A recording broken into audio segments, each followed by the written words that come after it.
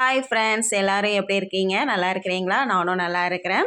இதை எப்படின்னா, நாங்கள் முந்தா நாள் நைட்டு அதுக்கப்புறம் அங்கே திருப்பரங்குன்றத்துல இருந்து மதுரைக்கு வந்தாச்சு. மதுரையில் எங்கள் அத்தை வீட்டில் போய் உட்காந்துருந்தோம். அங்கே பார்த்தீங்கன்னா படம் போடுறோம்னு சொல்லிட்டு படத்தை போட போனாங்க. அங்கே போட முடியாமல் ரொம்ப நேரம் தவிச்சிக்கிட்டு இருந்தாங்க. தவிச்ச தவிப்பிலேயே எங்கள் அத்தான் தூங்கிட்டாங்க. எங்கள் அத்தான் படத்துக்கு போகுமான்னு கேட்டிருந்தாங்க.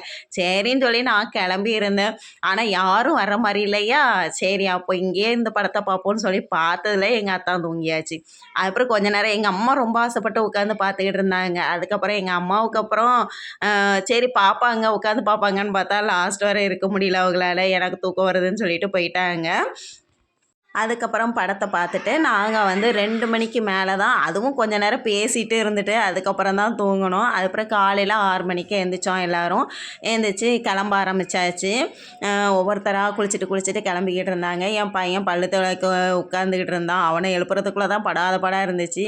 அவனுக்கு அன்றைக்கி பிறந்தநாள் வரணுன்னே எல்லோரும் ஒரே ஃபஸ்ட்டு அவங்க அத்தை தான் கையில் 100 ரூபா கொடுத்ததா சொல்லி சொன்னாப்புல கொண்டு என்கிட்டையும் கொடுத்துட்டான். அதுக்கப்புறம் எல்லோரும் டக்கராக கிளம்பி நாங்கள் பாட்டுக்கு மண்டபத்துக்கு கிளம்பி போயாச்சு. போனால் அங்கே அப்போ தான் ஆரத்தி பிளேட்டை எல்லாம் மேலே இருந்து மாடியிலேருந்து கீழே இறக்கி வச்சுக்கிட்டு இருந்தாங்க. பொண்ணு மாப்பிள்ளையும் வந்த பிறகு ஏன்னா பொண்ணு மாப்பிள்ளையும் சாமி கும்பிட கூப்பிட்டு போயிருந்தாங்க. கூப்பிட்டு போயிட்டு வந்ததுக்கப்புறம் தான் மாப்பிள்ளை அழைப்பு மாதிரி வைக்கணும் அப்படின்னு சொல்லியிருந்தாங்களா.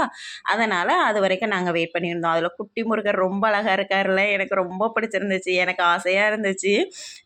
அது பிறகு திரும்பி ஆரத்தி எடுத்துகிட்டு திரும்பி பார்க்குறதுக்குள்ளே அங்கே எல்லாம் படபடன்னு எல்லாம் காலியாகி போயிடுச்சு அந்த தட்டு ஃபுல்லும்.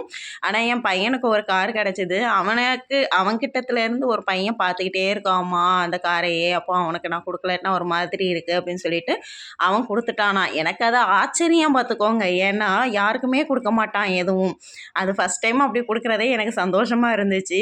ஏன்னா கேட்குறத கொடுக்குறது ரொம்ப சந்தோஷமாக இருக்கும்ல, அப்படி இருந்துச்சு எனக்கு. அதுக்கப்புறம் மறுபடியும் நாங்கள் காலையில் சாப்பாடு டிஃபன் எல்லாம் முடிச்சுட்டு நாங்கள் கல்யாணம்லாம் முடிஞ்சதுக்கப்புறம் தான் நாங்கள் என்ன பண்ணோம், திருப்பரங்குன்றம் மறுபடியும் போனோம். அன்னைக்கு அவ்வளோ கல்யாணம், நிறைய முகூர்த்தம்னு நினைக்கிறேன். அதனால் அவ்வளோ கல்யாணம் நடந்துச்சு. ஒவ்வொரு மாப்பிள்ளை பொண்ணையாக பார்த்துக்கிட்டே போய்கிட்டு இருந்தோம்.